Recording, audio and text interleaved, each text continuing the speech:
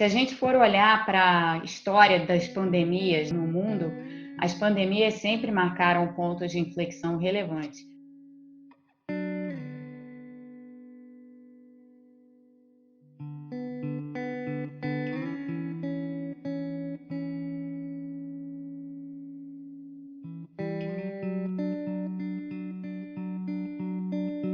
O Brasil antes era um país que estava tentando já há algum tempo engatar uma recuperação econômica que estava muito difícil de engatar, desde a recessão de 2015 e 2016. Um país onde a população vulnerável continuava a ser extremamente elevada e em que as prioridades assim de política pública pareciam estar andando na contramão das necessidades reais do país.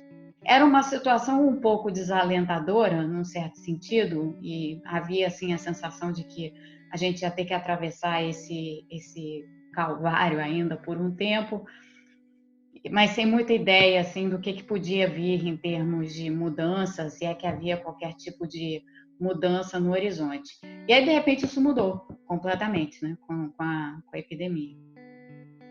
O mundo, assim como ele estava colocado, o debate que estava acontecendo, era um debate em torno desses dois eixos, proteção social, desigualdade e mudanças climáticas, mas com esse viés político nacionalista muito forte que acabava atravancando ou até sendo um obstáculo para que esse debate saísse das ideias e fosse para a prática, né? O que mudou para mim é que essas coisas ficaram tão mais urgentes, não dá mais para a gente ficar elaborando muito, sabe? É hora de começar a fazer. No momento que a gente sair da fase aguda dessa epidemia e a gente entrar na fase crônica, porque a gente vai viver uma fase crônica, eu acho que esse debate ele tem muito mais possibilidade de avançar e avançar de uma forma construtiva, porque afinal, assim, o que está exposto e o que está extremamente visível são exatamente essas questões, né? De um lado, desigualdade e de outro, o clima e interferências que nós fazemos no clima. Eu acho que a pandemia nos oferece uma porção de legados, é a questão da humanidade, de uma forma geral, saber aprender as lições corretas, né? Eu acho que, de um lado, nos dá essa visão a respeito de nós mesmos, como nós víamos antes e como nós estamos agora, né? Então, antes, o mundo que a gente tinha antes era um mundo muito rápido, tudo acontecendo o tempo inteiro, você não parava muito para refletir. Eu acho que esse momento é um momento em que você, por necessidade até, você tem que parar para refletir. Esse é um bom legado, porque isso daí força a gente a mudar um pouco a maneira de se orientar pelas coisas e de ver as coisas. Força o pensar mesmo, força as pessoas a pensar. Aí tem os outros legados que eu acho que são igualmente importantes, que é essa percepção a respeito das questões assim sociais mais amplas, como essa pandemia torna visível o sofrimento dos outros, então um olhar de maior empatia com os outros e de uma tentativa assim mais solidária de tentar fazer com que a economia, com que as relações sociais, as relações políticas funcionam de forma mais solidária. Eu acho que tem esse legado possível se a gente quiser pensar realmente sobre isso e não voltar a tentar operar da mesma forma como a gente operava antes.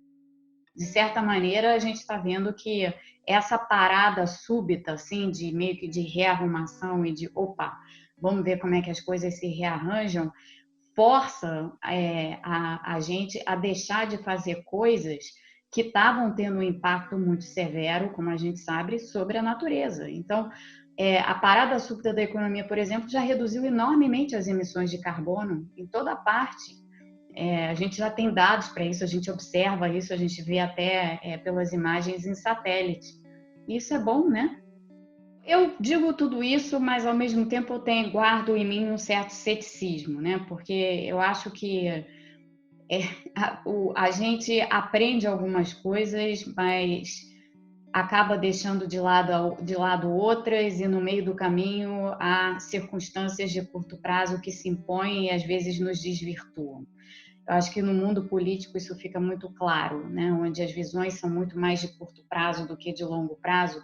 E todos esses temas que eu toquei aqui são temas de legado de longo prazo. Para evitar que a gente caia novamente numa situação em que tudo isso que a gente está tentando aprender agora seja deixado de lado, eu acho que é muito importante que todas as pessoas que trabalham na academia de uma forma ou de outra, que sejam pesquisadores, que tenham conhecimento, comecem a ocupar os espaços públicos. Tem muita esfera de ocupação.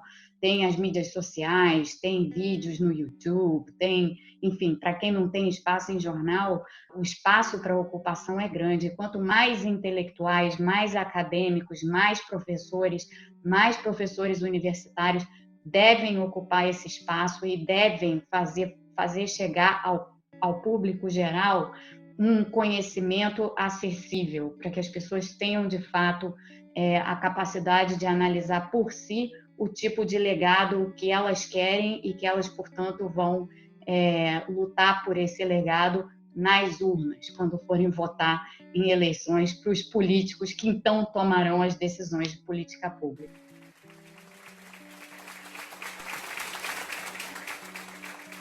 Essa é uma pessoa, para mim, emblemática, porque é uma pessoa que pôs sua própria vida em risco, de certa maneira, para ajudar os outros, e ajudou um monte de gente. Deve ter tantos exemplos assim, mundo afora. Por acaso dele ficou conhecido, mas tem tantos outros, né? Fora os próprios profissionais de saúde e a luta que a gente está vendo desses profissionais de saúde em salvar vidas da forma que for possível. Então, eu acho que esse humanismo, esse resgate desse humanismo é o que eu boto aí nessa cápsula futura. A gente está precisando resgatar essa visão humanista do mundo.